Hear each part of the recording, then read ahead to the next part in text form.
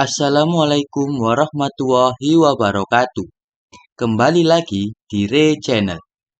Pada kesempatan kali ini, Re Channel akan membahas tes observasi P3K Guru tahun 2023 bagian ketiga.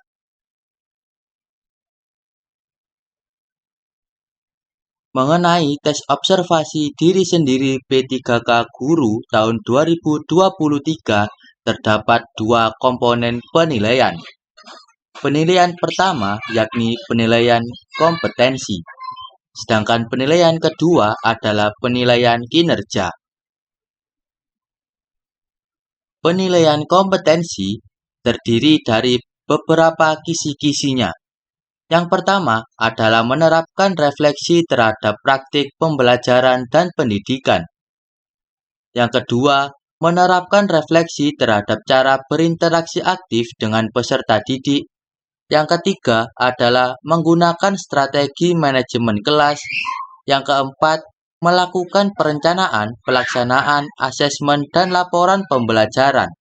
Yang kelima, menyusun analisis struktur dan alur pengetahuan serta tahap penguasaan kompetensi peserta didik. Yang keenam, menunjukkan usaha mandiri untuk mempelajari keterampilan atau kemampuan baru dari berbagai media pembelajaran. Yang ketujuh, mendengarkan pihak lain secara aktif, menangkap dan menginterpretasikan pesan-pesan dari orang lain, serta memberikan respon yang sesuai.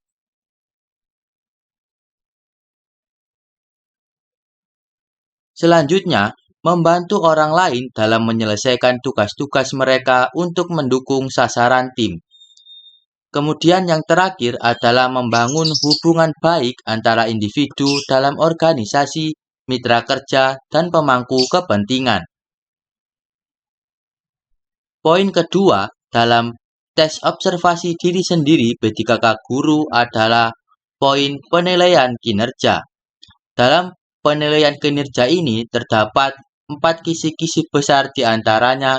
Yang pertama adalah orientasi pelayanan, yang kedua adalah komitmen, yang ketiga adalah kerjasama, dan yang keempat adalah kepemimpinan. Mengenai penjelasan dari masing-masing poin besar tersebut, kisi-kisinya sudah saya jelaskan pada video part 1 tes observasi P3K Guru tahun 2023. Bagi teman-teman yang ingin mendengarkan penjelasan mengenai kisi-kisi penilaian kinerja, silahkan untuk melihat video sebelumnya.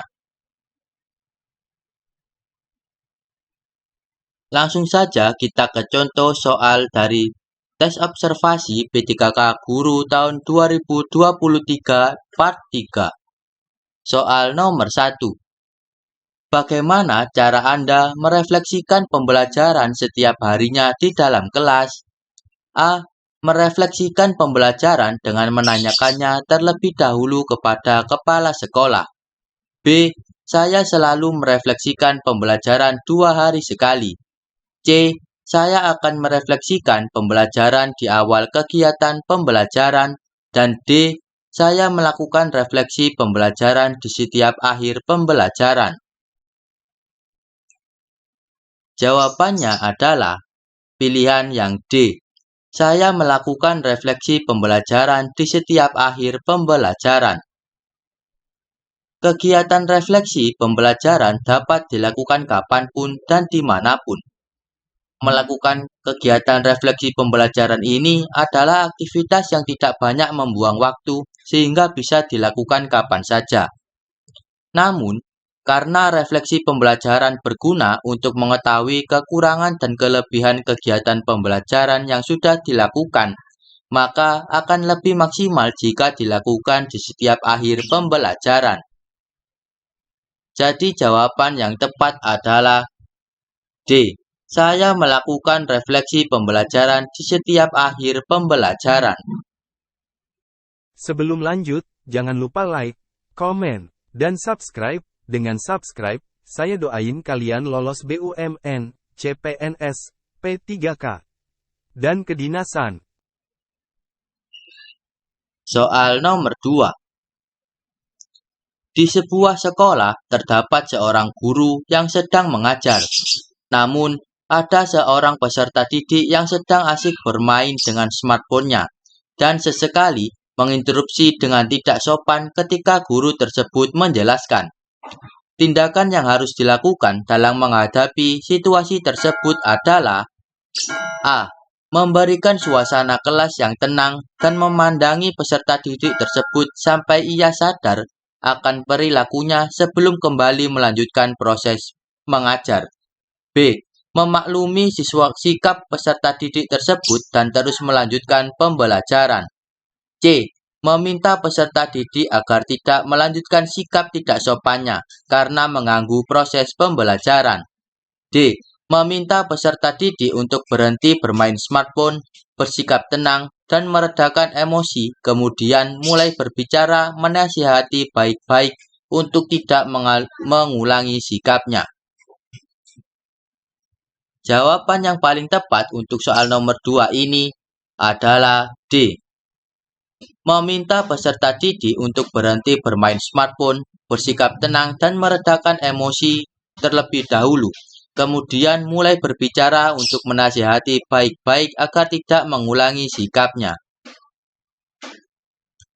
Kita harus bisa mengendalikan diri kita untuk tidak terpancing emosi dalam menghadapi sikap peserta didik yang kurang baik, dan menasihati secara baik-baik untuk memberikan penjelasan mana sikap yang baik dan kurang baik kepada peserta didik tersebut. Soal nomor 3. Pada akhir semester, pihak sekolah memberikan laporan hasil belajar siswa kepada orang tuanya.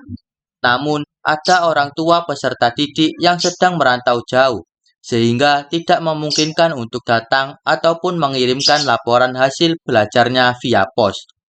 Langkah yang harus dilakukan dalam menghadapi situasi tersebut adalah A. Memberikan laporan hasil belajar kepada peserta didik saja tanpa sepengetahuan orang tuanya. B. Mengusulkan kepada pihak sekolah agar laporan hasil belajar dibuat dalam bentuk digital atau online sehingga dapat diakses oleh orang tua dari jarak jauh. C. Memaksa orang tua agar tetap hadir mengambil laporan hasil belajar anaknya ke sekolah.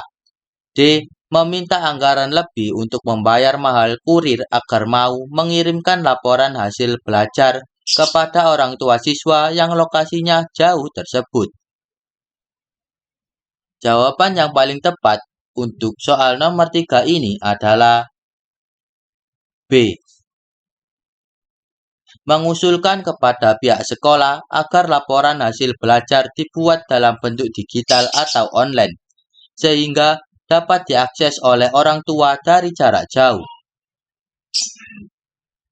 Dalam menghadapi situasi tersebut, kita harus bisa adaptif dalam memanfaatkan perkembangan teknologi untuk memudahkan penyebaran informasi dan meningkatkan efisiensi, terutama dalam menekan pengeluaran biaya untuk mengirimkan atau memberikan informasi kepada orang tua. Lanjut soal nomor 4. Di sekolah Anda ada guru yang berhalangan hadir. Guru tersebut adalah guru yang mengampu mata pelajaran yang sama dengan Anda. Tindakan yang sebaiknya Anda lakukan adalah A. Saya memberikan kebebasan kepada peserta didik karena guru pengampu sedang berhalangan hadir. B. Saya memberikan tugas-tugas kepada peserta didik yang diampu guru tersebut. C. Saya berinisiatif untuk menggantikannya selama guru tersebut berhalangan hadir. Dan D. Jika ada tugas, saya akan menyampaikan tugas yang diberikan guru tersebut kepada peserta didik yang diampu. Jawaban yang tepat untuk soal nomor 4 ini adalah C. Saya berinisiatif untuk menggantikannya selama guru tersebut berhalangan hadir. Menggantikan berarti mengajar serta memberikan tugas kepada peserta didik sesuai dengan kompetensi Anda. Karena Anda mengampu mata pelajaran yang sama, maka Anda juga memiliki kompetensi yang sama untuk bisa menggantikan guru tersebut selama beliau berhalangan hadir. Hal tersebut merupakan bentuk kerjasama antar rekan kerja. Lanjut soal nomor 5. Dalam sebuah kegiatan pembelajaran kelas 4, guru mengajarkan materi memperagakan pesan dalam dongeng sebagai bentuk ungkapan diri menggunakan kosakata baku dan kalimat efektif. Kegiatan pembelajaran yang tepat dilakukan oleh guru tersebut adalah A. Mengajak siswa mengomentari video dongeng. B. Menyampaikan materi tentang kalimat efektif. C.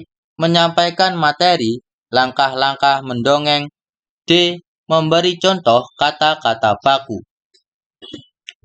Jawaban yang paling tepat untuk soal nomor 5 ini adalah mengajak siswa untuk mengomentari video dongeng.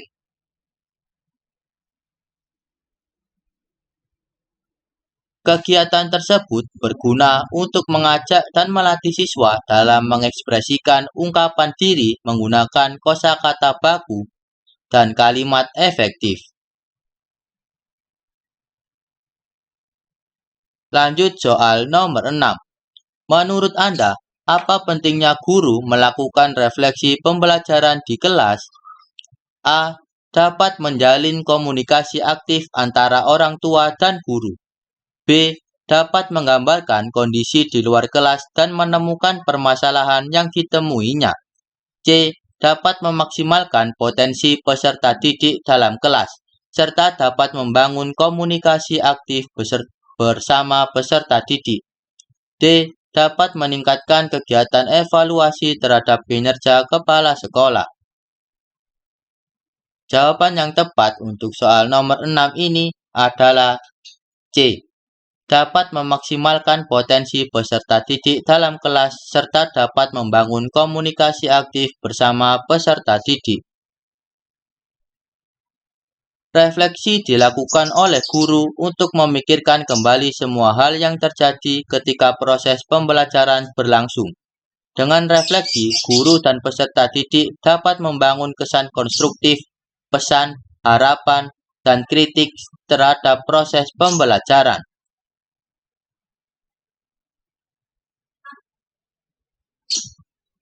Sekian pembahasan pada video kali ini. Semoga bermanfaat.